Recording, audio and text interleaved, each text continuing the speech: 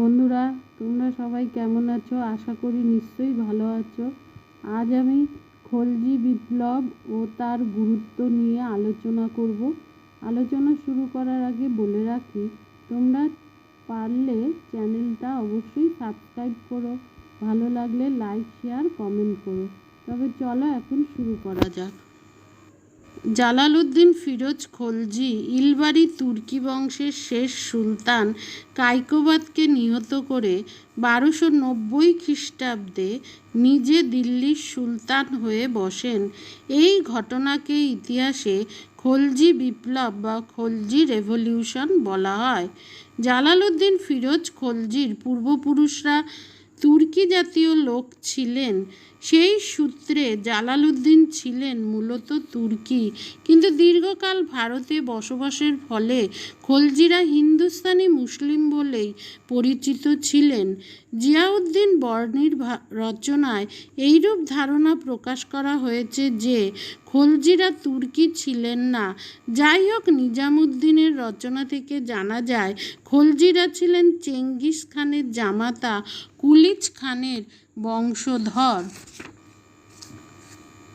যাই হোক, আফগানিস্তানের খলজ নামক স্থানে দীর্ঘকাল বসবাসের ফলে খলজ থেকে খলজি নাম হয়।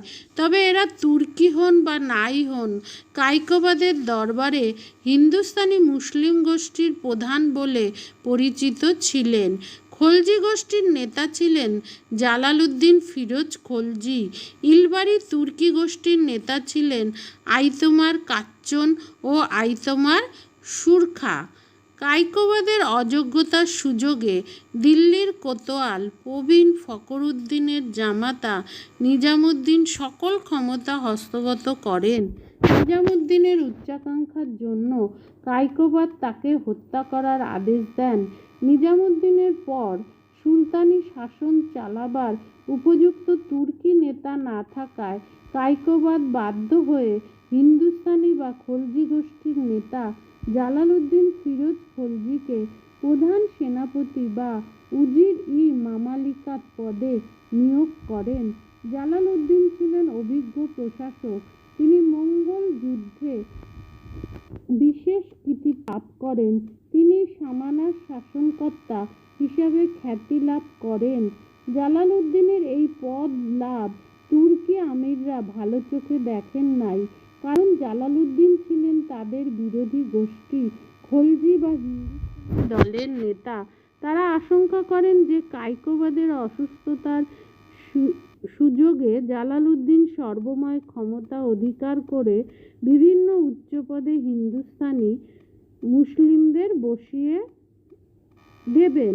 এর ফলে ইলবারি তুর্কিদের ক্ষমতা কমে যাবে। এই সম্ভাবনা প্রতিরোধ করার জন্য তুর্কি গোষ্ঠী অসুস্থ কায়কোবাদের শিশুপুত্র কাইমুর্সকে সিংহাসনে বসায়। খলজি গোষ্ঠীর বিরুদ্ধে ইলবারি তুর্কি গোষ্ঠীর ষড়যন্ত্রের কথা জানতে পেরে খলজিগণ জালালউদ্দিন সহ দিল্লি থেকে কিছু দূরে বাহারপুরে আশ্রয় নেন। তুর্কি গোষ্ঠীর নেতা আইতোমার কাচ্চন সেনাদল সহ বাহারপুরে জালালউদ্দিনকে আক্রমণ করে নিজে নিহত হন। এরপর খলজিগণ দিল্লি আক্রমণ করে শিশু সুলতান কাইমুর্সকে বন্দী করে বাহারপুরে নিয়ে যান। তুর্কি নেতা আইতোমার সুরখা কাইমুর্সকে উদ্ধারের জন্য বাহারপুরে অভিযান করে নিহত হন।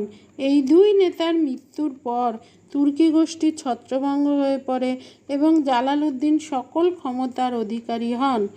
জালালউদ্দিনের নির্দেশে এক গুপ্ত হত্যাকারী কালীঘিরি প্রাসাদে কায়কোবাদকে হত্যা করে তার মৃতদেহ যমুনার জলে নিক্ষেপ করে। জালালউদ্দিন এরপর নিজেকে দিল্লির সুলতান 1290 খ্রিস্টাব্দে ঘোষণা করেন। শিশু কাইমুর্সের কারাগারে মৃত্যু হয়। এই ঘটনাকে ইতিহাসে খলজি বিপ্লব বলা হয়।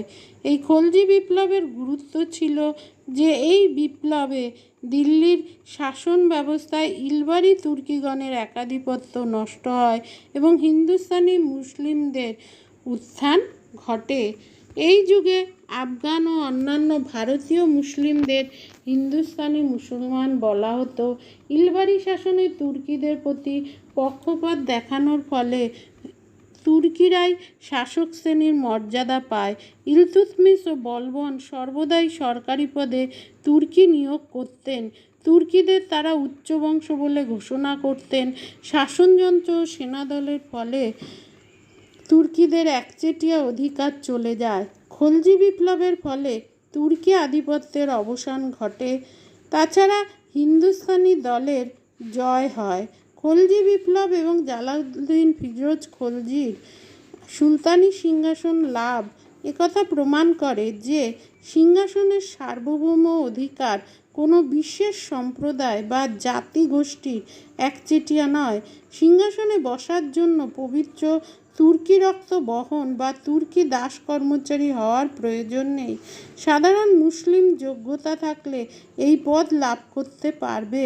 এই বিশেষ নীতি বা সাংবিধানিক আদর্শ খলজি বিপ্লব দ্বারা প্রতিষ্ঠিত হয়।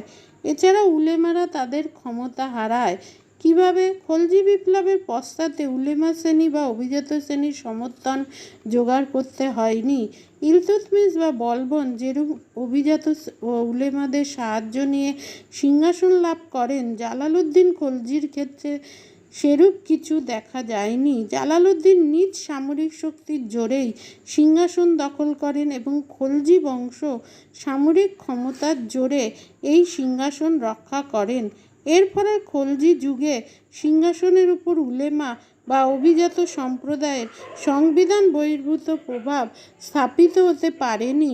খলজিরা স্বৈরতন্ত্রী এবং ধর্মনিরপেক্ষ শাসন গঠনের সুযোগ পান। এরূপ ব্যবস্থা এর আগে সুলতানি শাসনে দেখা যায়নি। তাছাড়া খলজি বিপ্লব দিল্লির সুলতানির ইতিহাসে এক নতুন যুগের সূচনা করে। বলবনের আমল পর্যন্ত সুলতানি সাম্রাজ্যের কোনো বিস্তার ঘটেনি। মোহাম্মদ ঘুরির আমলে দিল্লির সুলতানির যে সীমানা বলবনের আমল পর্যন্ত তাই ছিল, কিন্তু আলাউদ্দিন খলজি সুলতানি সাম্রাজ্যের সীমা ভারতবর্ষের বিভিন্ন অঞ্চলে বিস্তৃত করেন। তার প্রচেষ্টায় দিল্লির একটি রাজ্য একটি সর্বভারতীয় সাম্রাজ্যে পরিণত হয়। খলজি বিপ্লব হল খলজি সাম্রাজ্যবাদের সূচনা করে। দ্বিতীয়ত, খলজি যুগে দক্ষিণ ভারতে সর্বপ্রথম সুলতানি শাসন প্রতিষ্ঠিত হয়। দক্ষিণের হিন্দু রাজ্যগুলোর ওপর অর্ধচন্দ্র ও তারকা খচিত পতাকা উড়ানো হয়। এর আগে দিল্লির কোনো সুলতান এই কাজ করতে পারেননি। খলজি বিপ্লবের ফলে অনেক শাসন সংস্কার হয় যা আগে দেখা যায়নি। আলাউদ্দিন খলজির আমলে অভূতপূর্ব শাসন সংস্কার প্রবর্তন করা হয়। তাছাড়া দ্রব্যমূল্য নিয়ন্ত্রণ নীতি অনুসরণ করে তিনি এক অসাধারণ দৃষ্টান্ত স্থাপন করেন। আলাউদ্দিন ধর্মনিরপেক্ষ শাসন প্রবর্তনের চেষ্টা করেন। খলজি যুগে সুফি ধর্মের জনপ্রিয়তা বাড়ে। আজ আসি, চ্যানেলটা অবশ্যই সাবস্ক্রাইব করো। দেখা হচ্ছে পরবর্তী ভিডিওতে।